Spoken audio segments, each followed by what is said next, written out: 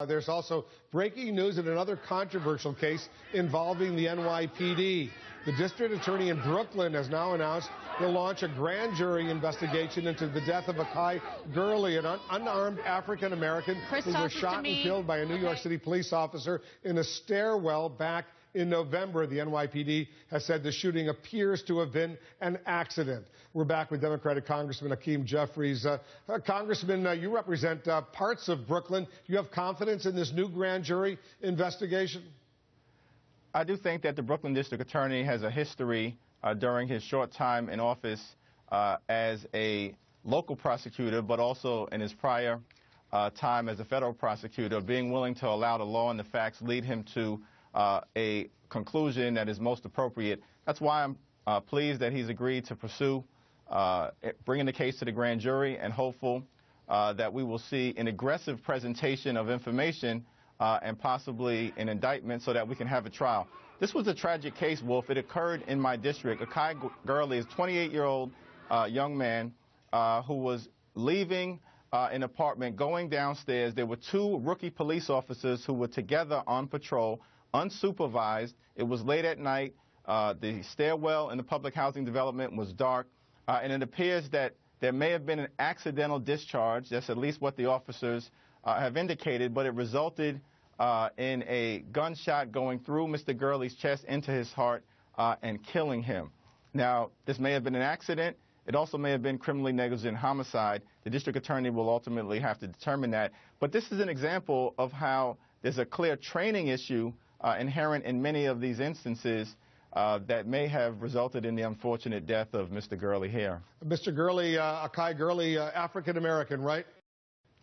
Yes, Akai Gurley, another unarmed African-American male. And the two rookie cops, white? No, the officer who discharged the weapon was Asian-American, and I'm not clear as to the other gender.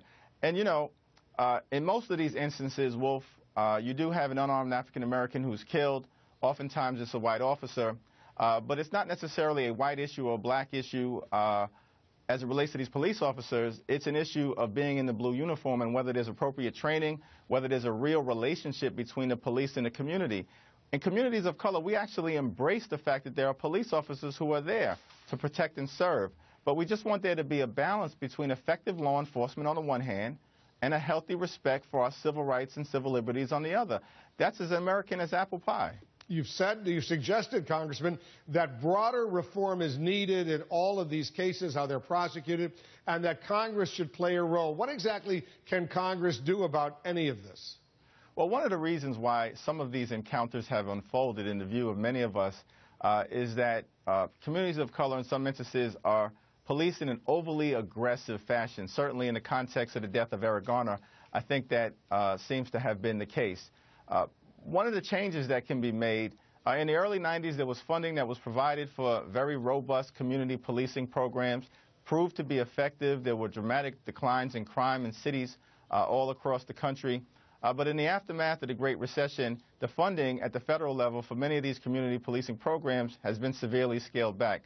One of the things we're going to need to do next year is take a look at whether we can increase funding to local police departments for these type of programs that strengthen relationships between the police and the community, because the community can be the best ally of the police department in fighting crime. But if there's no trust between the community and the police, but there's hostility instead, that's a problem for everybody. How much money are you talking about? I mean, we're talking about tens of millions of dollars potentially to large police departments, and but it's worth the investment. It's worth the investment not just because of the tragic loss of life. You know, at the end of the day, equal protection under the law is important, and we want our relationships between the police and the community to be as strong as possible. Hakeem Jeffries, thanks very much for joining us, the United States Congressman representing Brooklyn and a piece of Queens, I think, as well. A little bit of Queens. A little bit of Queens, but